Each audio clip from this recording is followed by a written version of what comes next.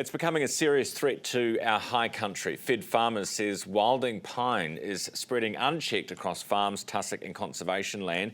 The government spends $10 million a year trying to combat this problem. Fed Farmers wants them to spend 50. Richard Dawkins is the Meat and Wool Chair joining us this morning. Richard, good morning. Good morning, Ryan. Good to see you. That's a chunk of change. What exactly does the money do? What does it go towards?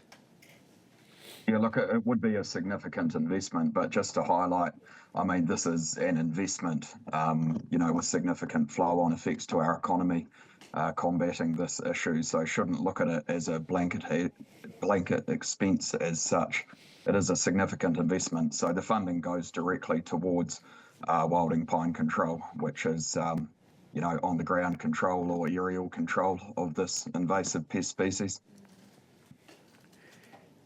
And what exactly is it doing to the environment? So, why should we be so worried? Look, this is every Kiwi's problem, and it's an ecological disaster, Ryan. These are spreading at a rapid rate now across 1.8 to 2 million hectares of high country, and it affects biodiversity, it affects the economic potential of those high country properties, it affects the water in those sensitive catchments. There's a huge fire risk, as you've just been speaking about, and really it's just, our unique natural landscapes that our tourism and hospitality really depends on. It hugely impacts those as well. How quickly does it spread? Is it spreading?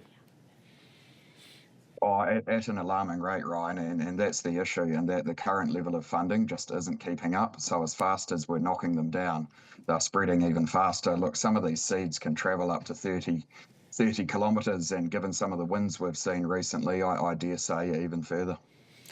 Do we have any idea how many pines there are out there, or what sort of land area of, a conservation estate, for example, might be affected? Well, that's the issue. One common criticism is like, hey, this is a farmer's problem. Why should the government be involved? But the majority of these wilding conifers are actually on public conservation land. So that's either managed by the Department of Conservation or through LINZ. That's why we need government involvement, and a lot of them were actually planted by the government originally through the 1970s and 80s. They were trying to combat erosion, so planted a whole lot of these in the high country, and it's taken a few decades to build up to where we are today. And do you just spray them, like aerial spray them, and that's it, they're dead, and that will contain it for that area? Well, until, I suppose, a seed flows in the breeze to do it, to replant? Yeah, look, that is one control method, Ryan, and probably the most popular, but we're also, as well as asking for more funding, I mean, that's a non-negotiable. There are more cost-effective measures, and it's really important to highlight it, and this could be a really interesting topic for you to dig into.